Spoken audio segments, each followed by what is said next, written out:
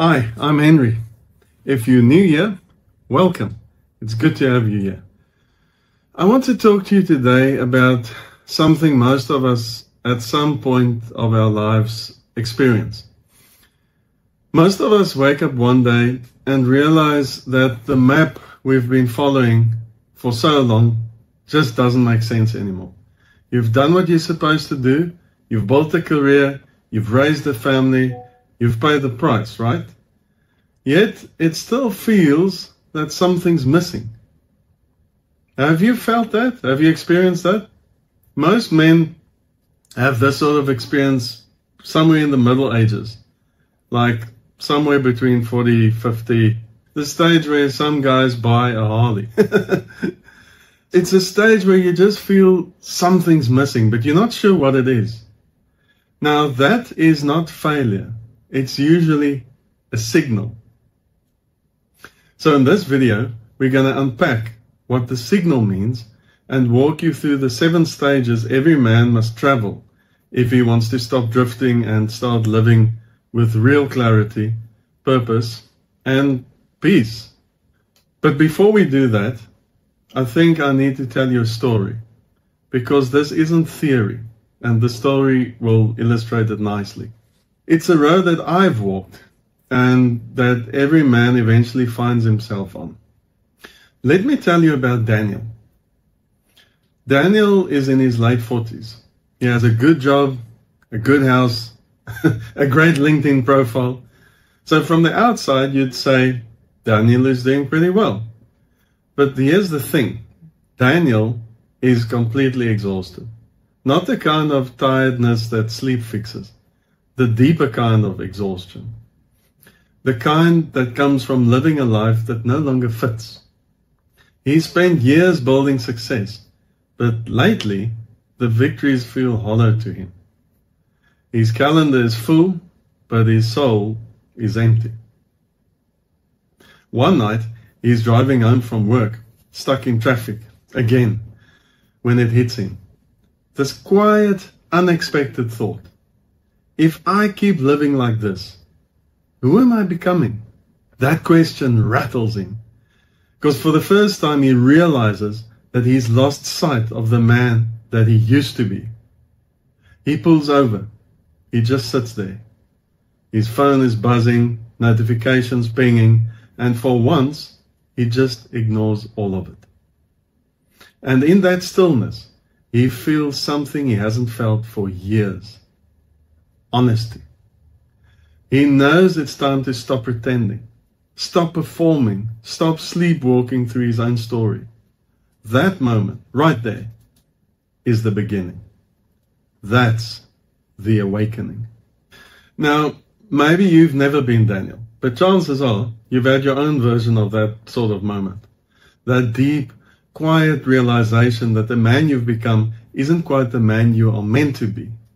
That's not a midlife crisis. It's a midlife awakening. It's the moment the old map stops working for you. And here's why it matters. Because most men never answer that call. They double down and they work harder. They grind. They buy the next cool toy. They convince themselves that discomfort means they're failing, when really it's their soul asking for alignment. If you felt that way, you're not broken. You are being invited. Invited to remember who you are beneath the roles and the routines that you've taken on. The 7 stages that I've identified aren't just concepts. They're a sequence of transformations every man can walk through. Let's run through them one by one. Number 1 is about awakening. Awakening is about seeing the truth that the old map, the old way of doing things, the old you is pretty much no longer a fit for you.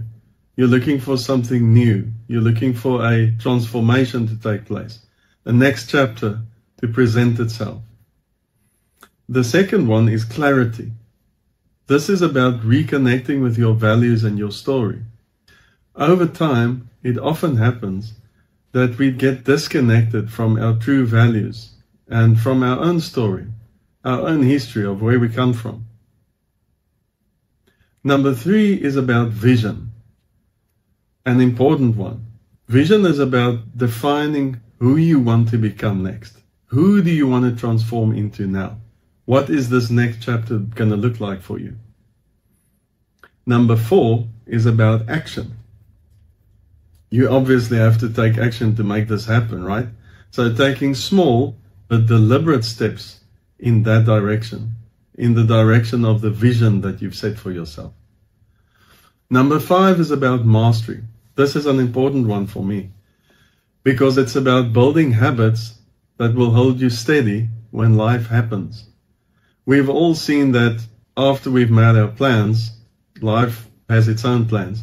And nobody's going to press the pause button for you so that life and everyone in it stands still for you because you now have a new plan. It doesn't work that way. You're going to have to be steady and master building habits so that the plan that you want to put in place is going to unfold nevertheless, despite whatever life throws at you. The next one, number 6, is about contribution. Because eventually you want to expand your purpose beyond yourself. There's nothing that brings deeper satisfaction than serving a purpose that's greater than just you and your inner circle.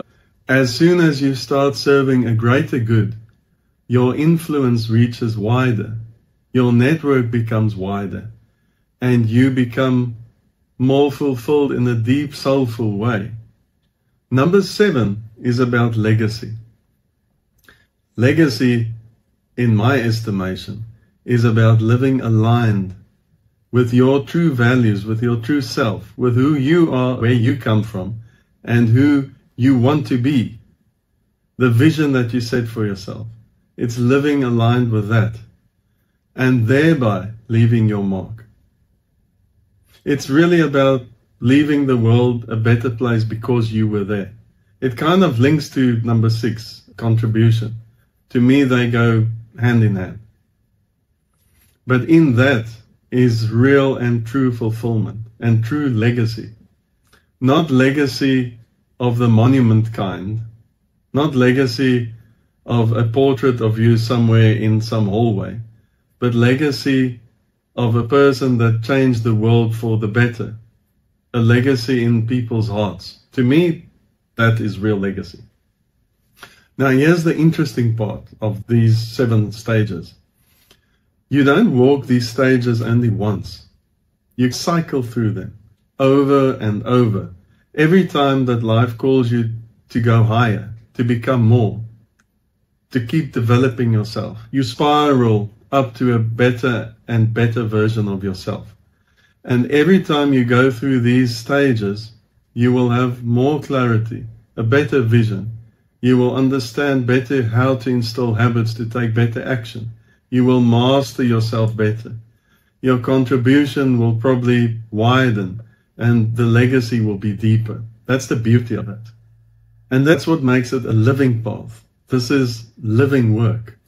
So let's make this practical because theory alone won't change your life. Let's look at 3 takeaways you can use right now, wherever you are on your own journey. Number 1, notice the restlessness and don't numb it. If you have that uneasy feeling, it's not a problem to fix, it's feedback. When you feel that internal friction, you don't have to reach for distraction. What you do is you pause, you listen, and then you ask, what part of my life feels out of alignment at the moment? Then write it down, because clarity starts with honesty. Number 2, choose one small step. Big transformations don't start with massive plans. They start with one brave action. For instance, the honest conversation you've been avoiding. The morning walk you've been promising yourself but not doing. The commitment to put your phone down and look your spouse and your kids in the eyes for a change. Those are the small steps that gets things rolling. You don't need to see the whole path. You just need to see the next step and then take it. Number 3, Anchor yourself in habits, not in hype. Because motivation fades, but rhythm sustains. Start designing simple, repeatable habits that keep your compass steady. Things like morning journaling, quiet reflection, maybe a workout, gratitude practice before you sleep.